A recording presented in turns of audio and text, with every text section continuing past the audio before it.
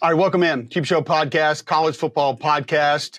And we're going to go through all the SEC games, watch the film of all of them. We're going to let you know what we think of them, how it went, and what we paid attention to and what we took away from it.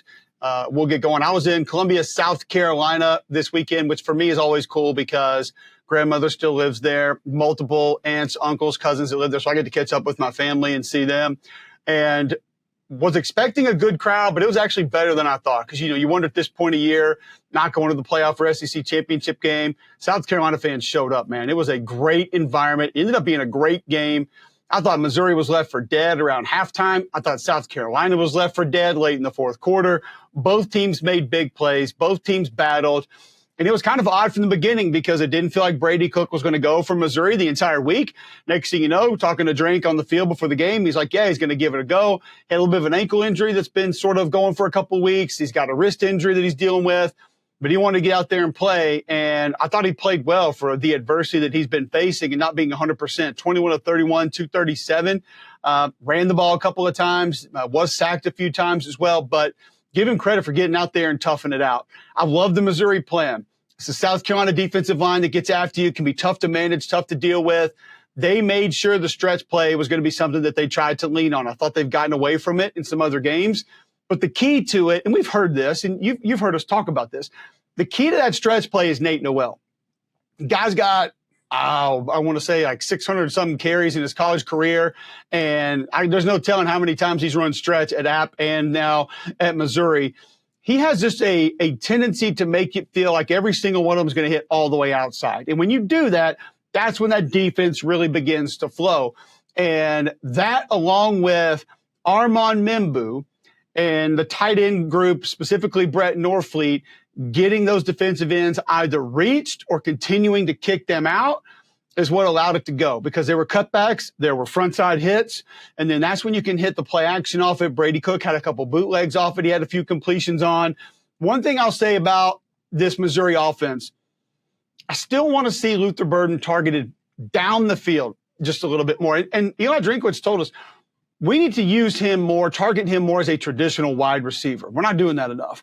And I kind of agree with it. I think it's something that he's that dynamic. He's that polarizing of a player and that big of a matchup problem. You've got to find more ways to give him the ball, and not necessarily on end arounds and things like that. But a massive catch late in the game, the one-handed grab by Luther Burden, which was awesome because he came off the field a couple of plays later. He's in the injury tent. I see him running back on the field with his right glove off. He's trying to get it back on. He comes in for that next play, and he one-hands it with his left hand. Just a remarkable play. That put Missouri up. Then South Carolina comes down. Lenore Sellers, a couple of big throws to a couple of guys that you normally probably wouldn't really have expected to be able to make those plays. Dalvon Campbell he had one other touch in the game, not a ton of touches on the year. Has a big catch to get him down in scoring position. The shovel pass to Rocket Sanders. I was standing in that end zone that he was coming into, and I'll tell you this, when Rocket Sanders kind of got back to the line of scrimmage on that shovel pass, like you could just see the way he was running, he wasn't going to be denied. He gets into the end zone. South Carolina goes back up. They end up winning the game. Just a team with both these teams, a ton of grit, ton of personality. You praise the demeanor of these two teams to be able to handle and manage what happened to them in this game and continue to battle. Nate Noel, 27 for 150. He was great. He really was. And they were worried about his workload. How much could he take? Would it be 18? Would it be 20, 22? They wanted it to be high, and he obviously was able to manage it. And he's one of the main reasons that Missouri was in this game, almost won this game. Theo Weiss had a couple of nice catches down the field. And keep in mind, too, this elite South Carolina defensive line with a new center who is a veteran, been inside that Missouri program for, 5 years now. So he's got a lot of practice time, a lot of reps, but still, this was his first career start against that defensive line. And you thought you were going to have a backup quarterback too, but that's still just kind of something that you're managing and dealing with. And for the most part, I thought they offset that group fairly well. Now they still got theirs a couple times, but did a pretty good job of not letting them take over the game and dominate the game, which is the main thing you have to do when you face them. And you just realize the maturity of this South Carolina football team. Sellers is growing up. Rocket Sanders has been around college football for a long time. The guy who I think is the MVP of that South Carolina offense. Joshua Simon, 4 catches, 76 yards, had a touchdown. He will block you. He will break tackles. He can catch the football, does a lot of dirty work. Like, I just think he does everything. And being able to move him and force people to have to defend him where he lines up in different places, that makes him so important for this football team. Still have to harp on protecting the football for South Carolina. They have put it on the ground and survived a couple of times this year, 2 more times in this game, 1 by Sellers, 1 by Sanders. Can't keep doing that. If you're going to win these last 2 football games, specifically that Clemson game at the end of the year. But it looks like Mazeo Bennett's getting a little more healthy. He had a couple catches in the game. So you get him back and get a little bit more dynamic out there at wide receiver. They're going to have a good shot to do some special things later in this year. And really, I wouldn't say got Rocket going downhill the way that they would have wanted to, just 19 for 53, but he runs so hard. He's tough to tackle. Missouri guys weren't wrapping up late, and that allowed South Carolina to be able to climb back in. Nick Emanawari has been playing down near the line of scrimmage the last couple of weeks for that South Carolina defense. He did it again, had 11 tackles. I thought TJ Sanders had a really good night. He got singled up a couple of times. He had a couple one-on-one pass rush wins for that South Carolina defense. The edges didn't really dominate. Kyle Kennard had a couple nice plays, got a sack in there. Dylan Stewart, tough night against Armand Mimbu. But they allowed those interior guys to get those one-on-ones. So you still have to get them credit. Johnny Walker was awesome for Missouri off the edge. And he's a guy I think has been playing good football all year. But he was a dynamo for that Missouri defensive line in this particular game. Christian Williams made a couple plays inside. It was, Marvin Burks came flying down, and we talked to the coaching staff about him. I've told you he's one of my favorite players to watch. Number 1, safety from Missouri, and talked about how he's been hedging his bets on his eyes a little bit, maybe getting a little overzealous coming down to the line of scrimmage, needed to trust some of his keys a little bit more, but he makes plays, so it's hard to coach that out of him. You want him to go up there and make those plays. Zion Young's been great for Missouri as well. He made a couple things happen off the edge. It's just South Carolina had the ball last. I mean, this was one of those games that you just kind of felt like whoever had the ball last was going to find a way to win. And South Carolina gets to 5-3. Missouri in the conference, Missouri 3-3 in the conference. Both those teams 7-3 overall. Had a chance to visit with Demetrius Knight also. And all of our visits with the Carolina coaches, Missouri coaches, great. But this young man, Demetrius Knight for South Carolina, what an amazing story. A young man who goes to Georgia Tech as a quarterback. Jeff Collins convinces him to move to defense. He told us straight up, he said, after a couple of practices, I wanted to quit. I thought about walking away. I just didn't like it. Didn't know if there was a spot for me. He said, but then I kind of started realizing, he said his grandmother was really old fashioned. And she said, just make a checklist, pros and cons of moving a linebacker. And he did. And being the one that gives the hits instead of takes the hits was one of them. And he said, once I started doing that, I liked it a little bit more. He's married. He has 2 beautiful children, beautiful wife. And he told us that was his plan. Like he kind of wanted to go that route. And we talked about the time constraints of being a dad and a college football player. And it can be tough, and how he just laughs at some of his teammates when they talk about being tired or not having time to do something. And he's got a baby at home, getting up at 2 and 3:30 in the morning. So it was interesting to hear some of that, because being a dad now, I cannot fathom being a college football player and being a dad. Like, the time management skills have to be through the roof. But he begins to talk to us a little bit more about himself personally and different things. And he transfers to Charlotte, has a good year, comes to South Carolina, had to work his way up, and now he's one of the players on this defense. And I've said for a couple of weeks, you've heard me talk about the linebacker run through. Him, Debo Williams. I mean, those guys, when they run through with authority. They did it a little bit in this game also. Demetrius ended up getting ejected, but they pulled the targeting off, thankfully. But he tells us that he goes, I'm a little old school, I'm a little old fashioned. I'm like, all right, let's test this out. And I said, if you're old fashioned, like, what's your pregame routine? What do you listen to? He goes, I'll put some Sinatra in and probably some. I was like, whoa, okay. And I said, well, what about when you're not with your kids? Like, what do you off the field? What do you enjoy doing? What do you like doing? He's like, well, he said, I like history. I'm a big museum guy. And I was like, this kid, there's no way. So I was like, all right, let's test him again. I said, what's the last museum you went to? And he names this museum. I think it was in Savannah. And his wife actually told me when I talked to her, he loves to go to Savannah because of all the history that's there. And he said they had a dinosaur exhibit and wanted to take my kids and show them, and they loved it, and it was so cool. And I was like, all right, well, he can name the last time he went and the museum and the exhibit. So he's probably not lying about liking museums. But just, I think he's the most interesting man in the Southeastern Conference, honestly. And he's a great football player. Strength coach told me that he hit 22 on the GPS. He's 242 pounds. So he's going to get drafted. He's going to play in the NFL. and just a heck of a football player, heck of a story. And I just feel like South Carolina's got a bunch of those, man. Like that's just kind of this whole, Beamer mentality and attitude and, kind of player-led football team, players coach if you want. Sometimes I don't like that mantra, but I think it's applicable here. Either way, it worked. And Nick Harbor had a couple big catches in this game. He's been off and on, a little inconsistent, so that was big for him. But yeah, it was wild to think about. And as you guys also know, we're brought to you by Wickles Pickles. Wickedly delicious. If you don't have them in your grocery store, ask for them. Tell them to get them in there or go to wickelspickles.com. You can have them drop shipped. They are the title sponsor of this show. We appreciate them being the title sponsor. Please support them at Wickles Pickles. You can see pictures, recipes, different ways to use them, or just snack on them like we do in our house. We got a giant jar. Wickles Pickles, wickedly delicious. Go check them out today, wickelspickles.com. They are awesome. All right, Georgia 31, Tennessee 17. This was a weird game. I was driving from Columbia to Charlotte, and I see the score, and it's this tight game, which I don't think the score is really indicative of how the entire game went, 31-17, because it felt like there were times in the second half that Tennessee had a chance to maybe come back and win this game. And it was a tight game for a long period of time. And then I go to the film and I watch it and saw something that I did not expect to see. We wondered physically, would the Georgia offensive line to be able to hold up against this Tennessee pass rush? That was a big if. Nico's health, also a little bit of a concern. Didn't know how that was going to work. Let's start with the Georgia offense, because I loved what Coach Bobo did in this game. He used motions and tight ends, formations, guys lined up in different places to get the matchups he wanted, and Carson Beck made the throws.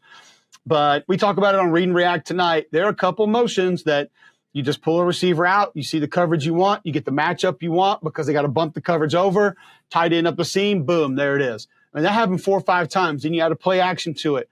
They don't cover it. He's open again. Then you see the little toss read where you pitch it to the running back and he goes. And then obviously he saw all the flow from that secondary coming over. You get down near the goal line, toss read fake, hit the tight end in the end zone. Would have liked to have seen more perimeter run from Georgia because I thought against Florida, and since then they've had some success with that, and I thought it could have gone. You're not running in the middle of this Tennessee defense. Like, you're just not going to do it. And I tell you, we've talked about how tough they are. Goodness gracious, Elijah Simmons. Like, you're not moving 10. He is a friggin' brick house. And he stood his ground. He penetrated a little bit in this game. And there were multiple Tennessee defenders I thought did some good things. Joshua Joseph had some good reps. He did some good things in this game. Byron Eason did some good things. Amari Thomas had good reps. But the pass rush was not consistent enough. One thing that I did not like was stunting James Pierce inside as much as Tennessee did. And I get it. You call those and you think it's going to free a guy up and you see him struggle with it against somebody else. I want James Pierce on the edge, specifically against this team. These tackles were gettable. We've told you that.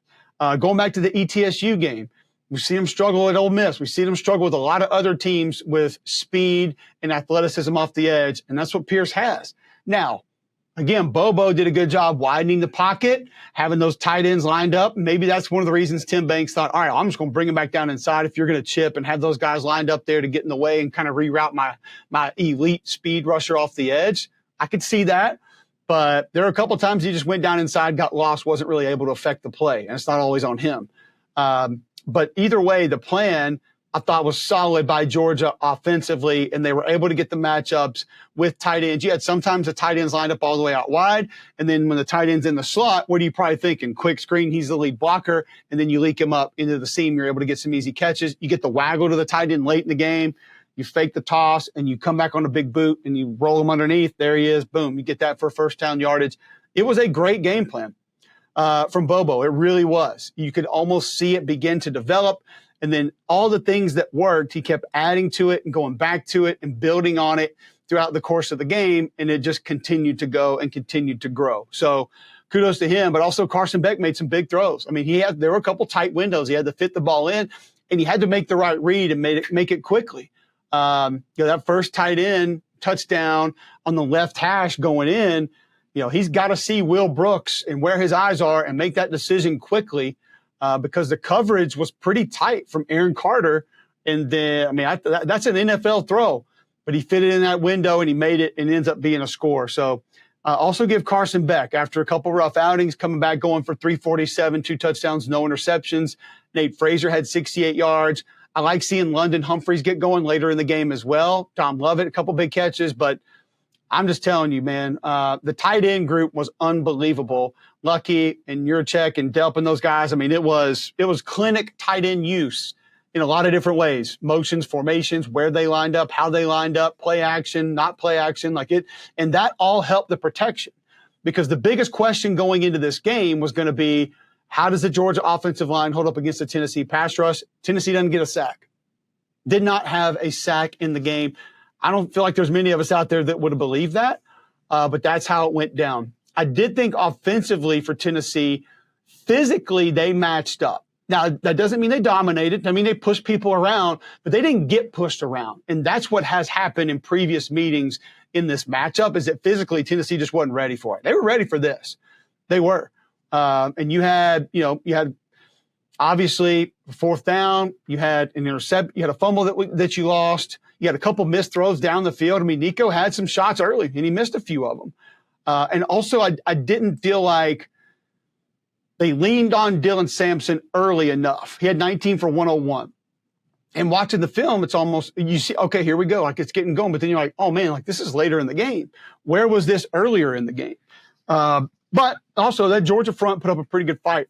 I still say one of the unsung heroes of this Georgia defense, man, is Warren Brinson. 97, he continues to penetrate. He continues to eat double teams. He can give you a pass rush every now and then. Christian Miller, 52 inside, did a really nice job striking and shedding and two-gapping. You know, he was holding up some offensive linemen at the line of scrimmage.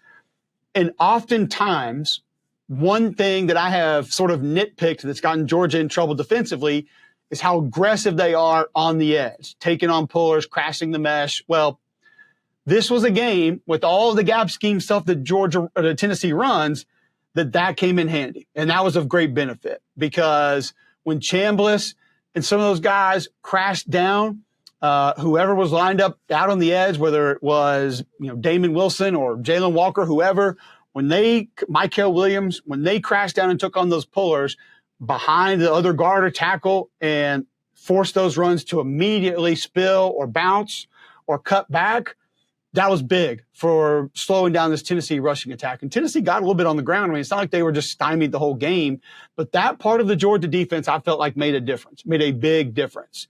Also, the other thing that Georgia did well, the same thing in the Texas game. Georgia did not let the high percentage, easy throws, those little things turn into those big things. And that's what they did against Texas that not a lot of other people have been able to do. They did it against this team, because if you notice, a lot of the quick perimeter throws were completed and then they didn't go anywhere. And if you go back and you watch it, you'll see a couple of those DBs like Dan Jackson, Dalen Everett, Malachi Starks. Those DBs came up and physically took on those initial blockers and worked through that to be able to either make the tackle or force that ball to go somewhere else where their teammates could come in and make a tackle. I don't think there were any explosive plays on those quick perimeter throws that I saw. I don't remember any. So it's just a really good performance defensively for Georgia. Great plan offensively for Bobo and company. Great execution by Carson Beck in this game. Didn't think Nico was bad. He was under duress a little bit. He may have moved a little early at times, but as the game went on, he was a little less and less comfortable, and that pocket broke down a little bit faster than I know that they would have wanted it to. So he couldn't quite get set the way that he wanted. His legs saved him a couple of times, a couple design runs, and then him leaving the pocket helped a little bit as well. Georgia gets to 8-2, Tennessee now 8-2, and we've just got a jumbled mess with the two lost teams, not only in the SEC, but really all around college football right now. But that was a fun one to watch. Texas takes down Arkansas 20-10.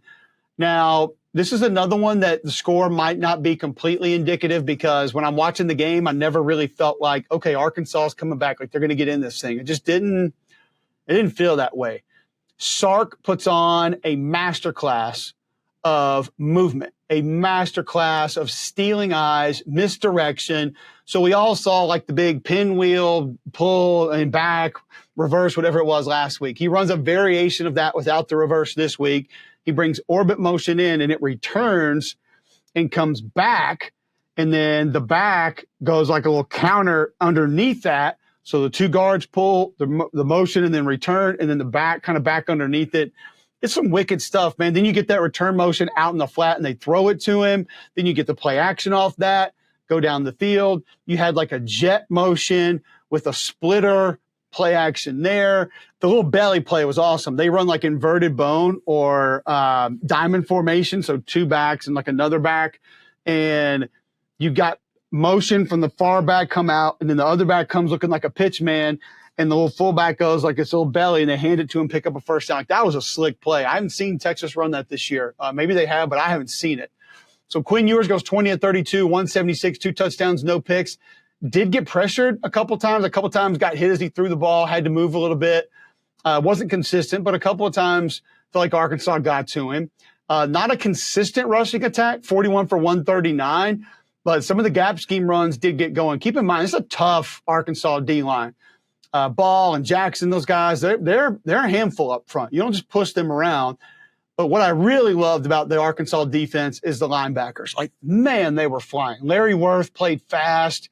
Xavier Story, we've always talked about his speed, but 10 for that Arkansas defense, like, he was bucking offensive linemen, like striking and shedding them off of him. Like, he played a much more physical game than we've seen him play early in the year. He was playing more of a speed game. He's added that physical element now. I thought he did a lot of good things. And Steven Dix Jr., I mean, he was flying around making plays. Hudson Clark made a couple plays. But just Texas lulls you to sleep, man. They get those motions out there, and they keep going to the flat, going to the flat, going to the flat. They make you miss, and then Ewers will attack you down the middle of the field, or he hits one of his receivers underneath that. And it's like it's all conceptual what Sark does. It all runs together. It's all married, and he just does an amazing job calling plays. Now, still, physically, the Texas offensive line, like just pushing people off the ball, I don't know. I don't know if that's going to be there, but I do know that physically Arkansas needs to run the ball. They need to get north and south, which is Quinton Jackson, and it didn't go. And that brings up the most underrated part of this Texas team still. I don't know why people don't want to respect it, talk about it, believe in it, whatever it is. But Alfred Collins, big 95. Who else we got? Ethan Burke, 91, did some good stuff when he was lined up in there. Obviously, Vernon Broughton, 45. We've been talking about him this year. The middle of that Texas defense, man, Barron Sorrell was nice in this game. Inside, outside, big 88. He's very versatile, can do different things. I'm just telling you guys, like, that is the part of this team that's not getting enough discussion. Colin Simmons, couple of nice rushes off the edge, but it's the middle of that defense that frees it all up. I thought Jahdae Barron had his best game of the year. Like, physically coming up, couple TFLs, like he was playing the ball, like striking opponents as soon as he got to the football. He attacked the ball extremely well. And we know a couple other players on this defense do that and have been doing that, but he did it in a little bit of a different way in this game than I've seen him do this year. That Texas defense is for real, man. I'm telling you, because this Arkansas offense has got weapons. Like, they've got guys that can hurt you. Taylon Green had to move around a little bit too much. They had him off balance. In that downhill run game, for the read game and the play fakes, I think it has to go for them to be successful. Andrew Armstrong made a couple really nice contested catches down the field, but it was consistency with the Arkansas offense. Like, they consistently couldn't get it going. Jaden Blue, couple nice runs, couple nice catches. Isaiah Bond, Silas Bolden, good catch and run, but there wasn't a ton of explosives for Texas. Like, it wasn't like 20-something, 30-something, 40-something after back to back to back to back. It really wasn't like that. Put the ball on the ground a couple times, can't keep doing that. But a strong performance by Texas against an emotional, we'll call it a rivalry game for now. We know what it means to a lot of other people, so that can be distracting. And a physical, talented football team at home. And you got the win. You get to 9-1. Arkansas goes to 5-5. Also for the Razorbacks, just, 5 of 12 on third down, not going to get it. With 82 rushing yards. Like, you got to stay on the field against the Texas offense. You have to. That's how Vanderbilt kept it close. You cannot allow them to just get possession after possession after possession. Missouri and South Carolina, we hit 34-30. South Carolina got that one. Florida takes down LSU 27-16. So this was a weird one. And you want to talk about statistical anomalies. This was maybe the statistical anomaly of all statistical anomalies. Like, I'm not sure if you just looked at a box score and thought that you could generate in your brain how a game went by looking at numbers, that there has been one more ass backwards than this one ever. I mean, it's insane to think about just how crazy it was. So Florida had 43 plays and LSU had 92 plays. The time of possession was 41-43 for LSU, 18-17 for Florida. So they more than doubled up the TOP. And then obviously Florida had 27 points and LSU had 16 points. So you outrush them, you outgain them 392 to 339. You had fewer penalties than they did, one more turnover, and you held them to 3-9 on third down, and you lose the game. Just mind-bending to think about how and why this could happen. But let's start with it. First and foremost, kudos to LSU for a little bit more of a dedication to the run game. The stretch play was going. I like that. You had a little toss play that went some, but it felt like it would go, and then get away. Go, get away. Caden Durham, a couple nice carries. I thought Josh Williams had a couple nice carries, but it just felt like it wasn't going. They weren't going to be overcommitted to it. But I guess baby steps, you're a little bit more committed, which that hasn't happened this entire season. So that and the fact that Nussmeier did not throw the ball to Florida felt like they would definitely win the game. If you just said, hey, they gave you a little more commitment to the run game and Nuss didn't turn it over, I'd have been like, yeah, that's LSU going to win that game. They didn't. And the big reason why was the Florida defensive line, the Florida front seven.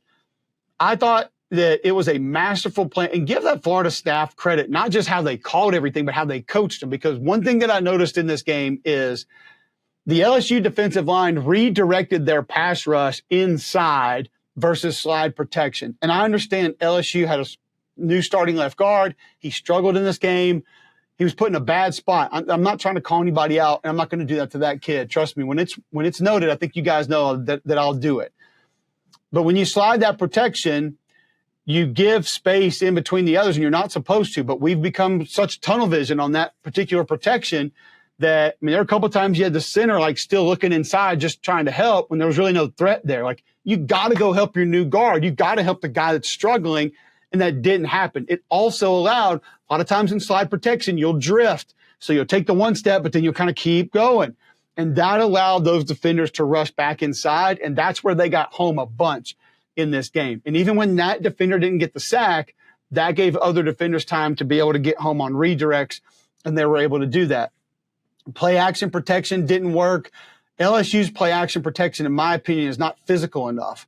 It's just kind of pop up or slide or quick protection where I want you coming off the ball to show that defender that we're trying to run block, and that immediately forces them to put their cleats in the ground. Like, they anchor when that happens, and that buys you at least a second or two of them trying to get to the quarterback. That didn't really happen, and it's something that I would like to see be a little bit different. I thought Nuss, once he was sacked a couple times, did begin to leave a little bit early, but you can't really blame him because you had to feel like it was coming and it was going to get there. But on the other side of that, Lagway was the opposite. Like, Lagway saw where the pressure was coming from, knew he had to wait or spit the ball out quickly or didn't mind taking a hit. Like, he handled it like a pro. DJ Lagway was overly impressive in this game. And see, a lot of you guys think when I say that it has to be 480 yards and all these rushing yards and touchdowns. No. It's what DJ Lagway saw. Like, there's one play where pressure's coming from the right side. That's the hot linebacker. He's coming in between the guard and tackle, I believe. And he stands there, and he doesn't even turn to look at it, but he knows, and he waits, and he spits the ball out real quick. And there's another one where pressure's coming, he kind of sees it, and he doesn't step into the pass, but he just kind of flips one down the right sideline. It is a perfect ball. Off balance, doesn't step into it, back foot, and just drops it in there. It was nice. When you talk about DJ Lagway, don't talk about the arm strength, don't talk about the mobility, talk about the awareness. Because that is the most impressive part of his game right now. He knows where pressure's coming from. He knows where to get the ball to, when to get it out. He gets it out on time. He can push it down the field with not a lot of air under it if he needs to. He did that a couple of times too. And Elijah Badger helped him out. I'm not going to say he was pinpoint on every pass. I mean, Badger went up and attacked a couple of footballs. He was nice. 6 for 131 and a touchdown in this game. But I like the way the backs ran the ball. Jaden Ball, 6 for 65. Jacoby Jackson, 6 for 37. Montrell was 2 for 14. You're probably like, well, those aren't really good numbers. That's 10.8, 6.2, and 7 yards per carry. So they didn't have the number of carries, only running, 42 plays to be able to put up massive numbers. But they got the job done when they got the ball. So I thought the backs were good. The backs helped in protection, and they ground out some yards that they needed to. And the Florida defensive line was the main reason that this happened. Tyreek Sapp won a couple one-on-ones. I thought he was great inside. The big game came from Caleb Banks. I mean, they made Caleb Banks look like Warren Sapp, but he had multiple one-on-one wins. He was redirecting. He was getting to the quarterback, getting in the backfield. George Gums had a couple off the edge. He was nice. TJ Searcy had a good rep or two. And then a couple of blitzers like Shamar James coming in were also making Garrett Nussmeier uncomfortable. The front was exceptional across the board. Cam Jackson, a couple really nice reps inside. They pretty much dominated on the interior of that LSU offensive line. And I understand as a new starter, you take advantage of that a little bit, but the pressures that were dialed up, there was one play. I mean, listen, you got a left guard. He's new. He's struggling. And I'm looking up on the film, and he literally has 2 defenders lined up on him, like shades on both shoulders. And I'm just sitting there thinking, like, shit, man, if you're that kid right now, like, what are you even thinking? You look up and you're like, now you're putting 2 guys on me? Like, where do we go with this? Like, how do we even manage this? So they were in their bag on being able to mess with some of the things that LSU was doing. And I felt like that run game could have kept going. And you probably needed to stay committed to it the way they were rushing the passer. But 27-16, Florida gets the win. They're now 5-5, have not quit, haven't stopped, still grinding. Billy Napier's back next year. And that team, after everything they've been through, here they come with a lot of folks that said they weren't going to win a game in November. And now they got a chance to close the season strong. They get Ole Miss this week. We'll see how Florida's offensive line handles that Ole Miss defensive line, because that'll be the matchup that you have to take care of if you're going to win that football game. I do think Braden Swinson for LSU is really nice. Thought he played a good game.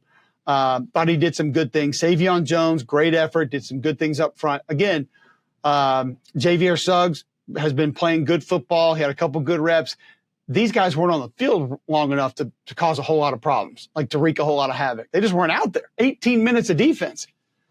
I mean, hell, imagine practicing all week and you get out there for, you got third downs in there, short yardage in there. So some guys are in and out with 22 reps, 25 reps. That's tough, man. But either way, that's a big win for Florida. It's a weird, kind of an ugly loss for LSU. And now you look moving ahead, like, where are you going to be? So LSU is going to be one of our first case studies of teams that had a lot of playoff hype. And later in the year, when they know they're now out of it, where does that team go? How does that team act? And I'm going to be anxious to see it, because you saw BK and a couple of receivers getting into it with one another. Where's the mentality of this team moving forward? It's going to be a very interesting case study, because as we know, it's one of the things that we're kind of concerned about, and we want to see how it's going to play out and how it's going to happen. Auburn takes down La-Monroe 48-14. Showed up, handled their business, played hard. Peyton Thorne, solid day, 5 touchdowns, no picks. Jarquez Hunter ran the ball hard, man, 14 for 102. And I'm just going to tell you, his first 5 or 6 runs, there wasn't a lot of space. He found space, created space, and was able to run through defenders. Offensive line didn't have a great day by any stretch of the imagination. They weren't really, really good. Keandre Lambert-Smith goes over 100. Cam Coleman, 8 for 100, 3 touchdowns. I do think Hughes kind of trying to keep some of those guys happy, wants to kind of see them come back next year. I did like how they mixed up some in the run game. Quarterback runs mix in there as well. But keep in mind, too, when you're just going to kind of make fun of this game, I've watched this ULM defense a couple times this year. They are an aggressive defense that gets after you. They attack, they'll slant, they pressure, they run through. And even though Auburn wasn't great with that, they managed it well enough to be able to put up 48 points. That's solid. And you got a quarterback in Aiden Armenta that had been hot, and a running back in Ahmad Hardy that's had multiple 100-yard games this year. You keep them in check.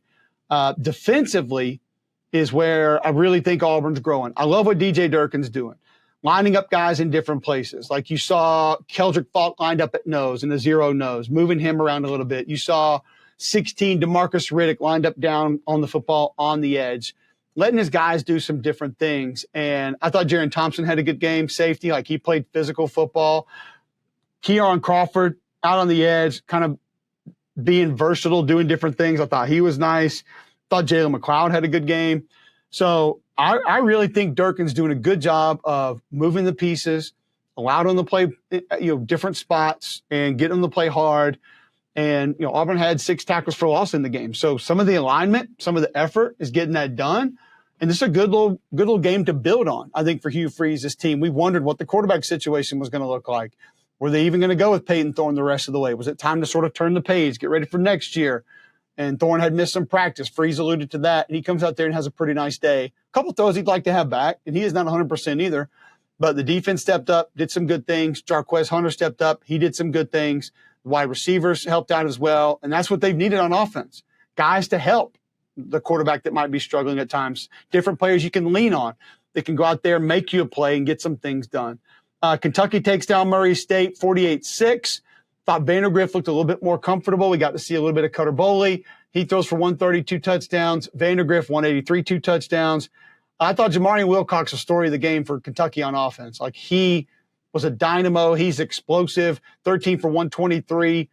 He can go gap scheme. He can take the stretch and the zone plays and cut them upfield and get big yards, big gains. It's good to see Chip train him out there, too, for Kentucky. Ohio State transfer running back, a bigger, more physical downhill back.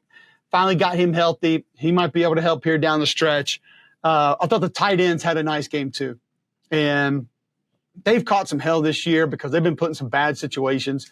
But Josh Caddis was getting after it, man. Like, you have to respect the effort that kid puts in from a blocking perspective because – he's been put in pass pro situations this year that weren't really right, and he's been taken advantage of at times. But he still gets out there and just grinds. Like, I would want him on my team every day of the week. He's that kind of a kid. Dane Key, couple big catches. Hartley Gilmore kind of showing up out of nowhere, making a couple nice grabs for Kentucky. And then defensively, too, I thought Ribka had a really nice game. Keyshawn Silver had a nice game. Ribka was in the backfield a bunch. Like, he had a couple nice slants and a couple pass rush moves. Did a really nice job. Alex Safari doing a good job down there, close to the line of scrimmage, playing linebacker now. He made some plays. And I thought up front, they disrupted a little bit. Not a lot of TFLs or sacks, but disrupted enough through the timing off of that Murray State offense to be able to go out there and get some things done. But, hey, 48-10, non-conference win. You get to 4-6. You see how maybe you can finish the season. You get a couple pieces back, maybe a couple pieces now that's been added that can help you in different ways. You try to build on that and finish strong. If you're Kentucky, and they'll have an opportunity to do that. Alabama smashes Mercer 52-10. And there's a lot to like in this game. They continue to utilize sort of the physical rushing attack, get downhill, use Milroe downhill. Got multiple backs involved running the football, which you love to see that. Justice Haynes, Richard Young, Jam Miller, all look pretty good in the downhill run game. Thought Brailsford and Booker did a good job up front. I thought left tackle Proctor did some good things in this game. Tight ends were nice. Love seeing Robbie Utes get targets down the field. He's done so much dirty work for this team over the years. So much dirty work over the years. And to get him that touchdown pass and then try to get him another one, you just love seeing big man rumble downfield and grab a ball and get a chance to catch a couple other ones. It was cool. Milroe also 11 of 16 through the air, 186, 2 touchdowns. Jeremy Bernard had a nice game. He had a couple good blocks. The wide receivers in general did a good job blocking on the perimeter. They give good effort out there. And listen, their coach gets after them, so it's not a big surprise. Bernard 4 for 81. Ryan Williams, a couple of touches. He got a touchdown, handed it to him one time. So, again, getting your playmakers involved and then getting some depth going, letting other guys play, see what they can do. But I like the physicality on offense as well and how they presented it. Defensively, Jihad Campbell was great. This defensive line, like Freddie Roach has done a great job with this D-line. He deserves a lot of credit because think about coming into the season, we were like, all right, Deron Payne hadn't really hit yet. We've been waiting on him. Tim Smith's been up and down, like Jamarian Latham. All right, maybe. Okay, you're getting this transfer from A&M, but we don't know how consistent he's going to be. Tim Keenum was great in this game. James Smith keeps coming on. 23, like when you watch him, and he is physical. He uses his hands well. He does a great job. Nobody was saying much about him coming into this year. And we're used to just these first rounders rolling through. And it's been a little bit of a different process with this group. They've had to play a little bit of a different way, and they're kind of coming on. They're getting better and better. Jamarian Latham's playing good football, been playing football for multiple weeks now. So I think it's kind of cool to see that group coming on and doing different things. Justin Jefferson, also at linebacker, played well. I thought the DBs and run support were really nice. Malachi Moore had a couple good plays. The corners, Deshaun Jones, 7. Like, he comes up and attacks the run, and even sometimes just taking on blockers to allow other people to make plays. He does a good job with that. And it was good to see him kind of make those plays. I thought Quay Russo did a good job handling pullers on the edge. He didn't get as many straight pass rush reps as you probably wanted him to, but setting the edge, taking on pullers, saw him do that a couple times, and it was a really good job by him also. So, listen, you handle this the way you wanted to. You go out there, take care of your business, out-physical your opponent, and you just kind of keep on rolling. And that was, that was the key for Alabama. A&M 38-3 over New Mexico State. A&M gets to 8-2. New Mexico State's 2-8. Marcel Reed, 20 of 31, 268, 2 touchdowns, did have an interception. Thought he did a nice job pulling the ball down and running. I thought the downhill run game was there. Gap scheme and zone. Amari Daniels does a good job of just kind of hitting it hard. I like DJ Smith in this game. Like, he'll get north and south on you. Like, he's not afraid to mix it up at all. Kind of like if you wanted to mix up your jeans, you call Blue Delta Jeans. Blue Delta Jeans, premium custom fit denim. Got them on right now, as I always do for Read and React. You can get a pair at BlueDeltaJeans.com. Tell them you heard about them right here on Cube's show. They'll custom fit those things for you. You will love them. They're flexible, stretchy, breathable. They're just awesome in a lot of different ways. Go to BlueDeltaJeans.com, and you can get that gift certificate, that gift card for Christmas, holidays coming up. No better gift than Blue Delta Jeans. Also, one thing that I loved from A&M in this game, Connor Wigman got in a little bit late. I thought Marcel Reed did a nice job sort of managing the offense. But this Theo Milan Orstrom, 17. I have been talking about him as a blocker now for weeks. He gets after it. He adds to the run game. He's a big add to what they do physically. He catches 5 balls for 111 yards. Kind of same thing with Oots, going back to that. If they are not going to be able to do these things in regular games, feed them the damn ball in these non-conference games. Like, let them get out there and rip, have some fun, give them the football a little bit, let the big boys rumble some. I just love seeing it because there are guys that, because of what they've done all year, they deserve it. And I'm not saying that you're out there, playing some kind of, brother-in-law backyard game, but there are guys that put in the work, and they can run routes too, and they can catch balls. Let them get after it. And they did. He did a really nice job in this game. And I just love seeing him, able to make a couple of those plays. Defensively for A&M, really nice job up front. This offense had a couple little quirks in it as far as reads and motions, different things like that. Scorton was in the backfield. They didn't do too much. It wasn't an overly complicated plan because probably just went in thinking, hey, we'll rely on our guys up front. And they were able to do that. Cassius Howell, who I just think is like waiting to bust out. I just think it's a matter of time before everybody knows who 18 for Texas A&M is. It hadn't quite happened yet, but I think it will. Shamar made a couple plays inside. They played a lot of guys over there. There's really not a lot to discuss as far as scheme and coverage and hiding things. I just think they went out there and out-physicaled this group, and they got a win 38-3 that you kind of felt like that they would. So A&M 8-2. A logjam of 8-2 teams now in the SEC. Texas A&M looks like it's going to be massive if A&M can get through a game at Auburn this week. I do think that one can be a little bit more complicated. If Auburn can offset that defensive line, which is a big ask, then I think Auburn can be competitive in that game. So that one's going to be tough. Obviously, you feel like Texas has got their road paved. If they can get through A&M, they're going to be in the SEC championship game. Alabama might need a little bit of help. I think Alabama gets there unless Missouri loses out. But there's a couple different scenarios with different teams that can still make it.